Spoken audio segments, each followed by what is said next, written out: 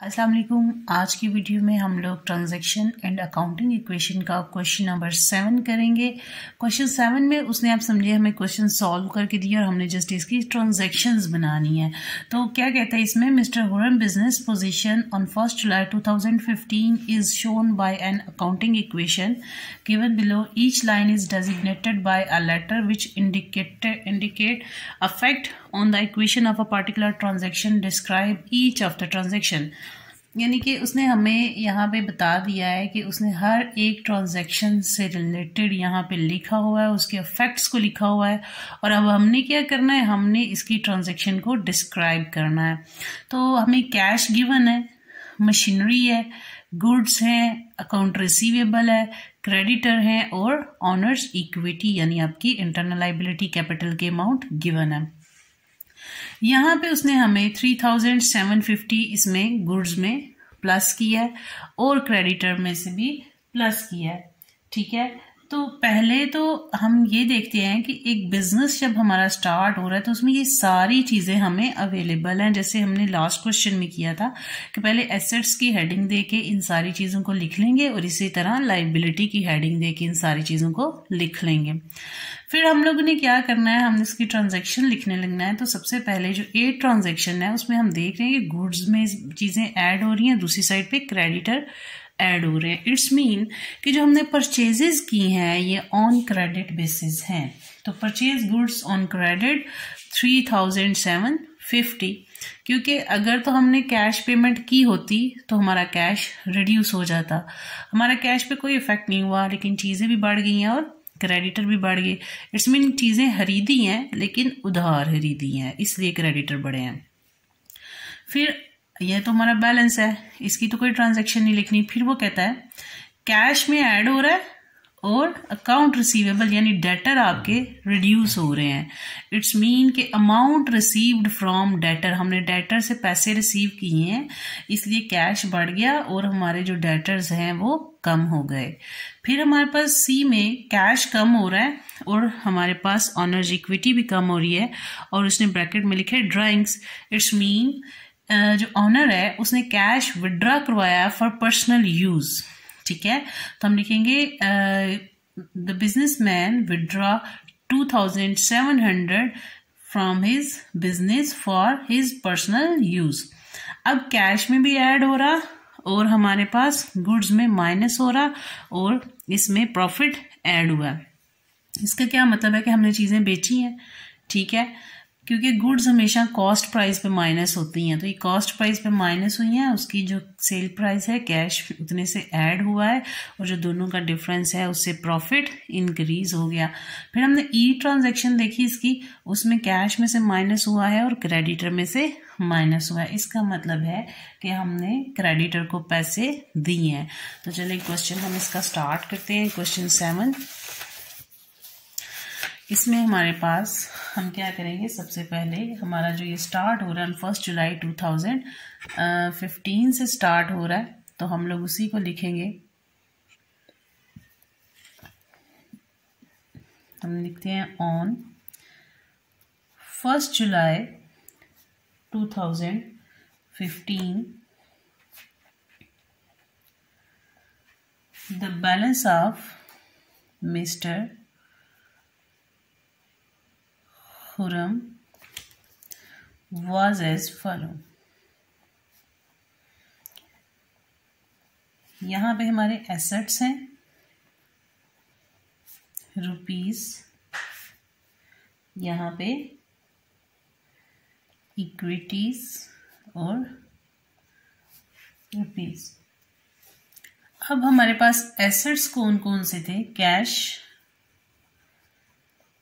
Machinery, goods, account receivable.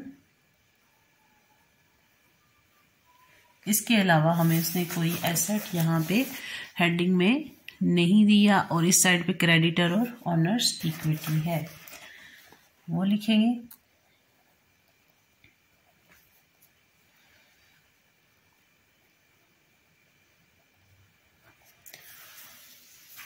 Cash हमारे पास कितना है 8,850, मशीनरी है 7,450, गुड्स है 6,000 और जो अकाउंट रिसीवेबल है वो 7,350 और इसका टोटल है हमारे पास 29,650।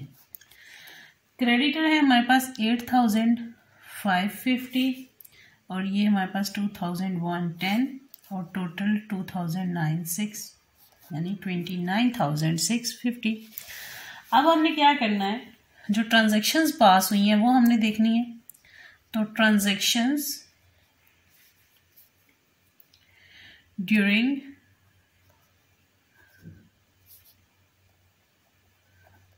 मंथ ऑफ जुलाई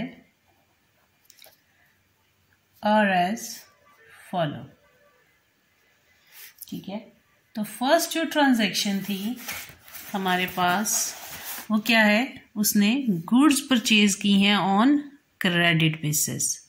ठीक है, क्योंकि हमारी गुड्स भी इंक्रीज हुई हैं और क्रेडिटर भी इंक्रीज हुए हैं। हम लिखेंगे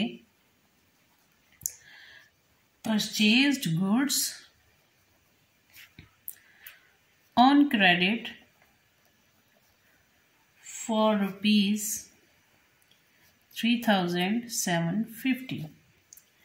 फिर बी ट्रांजैक्शन हुई, उसमें उसने कैश में ऐड किया और डेटर में से लेस किया। तो इसका क्या मतलब हुआ, कैश रिसीव्ड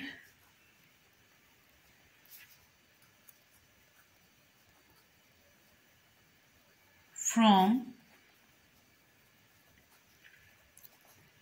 डेटर्स।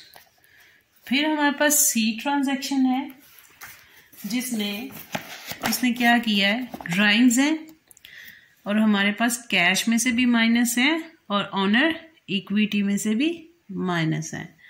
तो हम लोग यहाँ पे लिखेंगे cash withdraw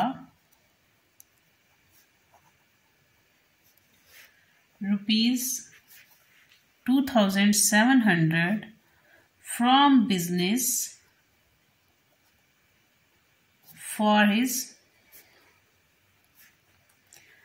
personal use.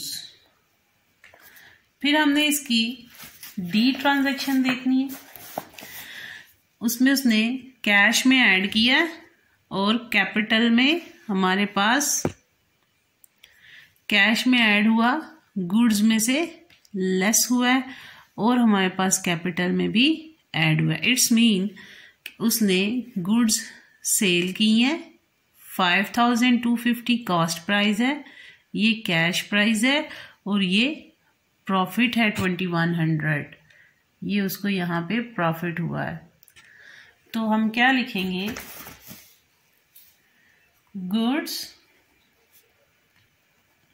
Sold for cash ₹7,350 which costing ₹5,250। अब जो हमारी इसकी लास्ट ट्रांजैक्शन है उसमें हमने क्या किया कि कैश में से भी माइनस है और क्रेडिटर में से भी माइनस। इट्स मीन कि जो कैश है वो हमने क्रेडिटर को पे किया, पेड टू क्रेडिटर ₹7,350। हम पेड टू सप्लायर भी लिख सकते हैं, पेड टू क्रेडिटर भी लिख सकते हैं। तो इसके साथ हमारा ये 7 क्वेश्चन कंप्लीट होता है। अगर आपको इसमें किसी चीज़ में कोई कन्फ्यूजन है, कोई पॉइंट में आपको समझ नहीं आ रहा, तो आप लोग वो पूछ सकते हैं। थैंक यू, अल्लाह हाफिज़।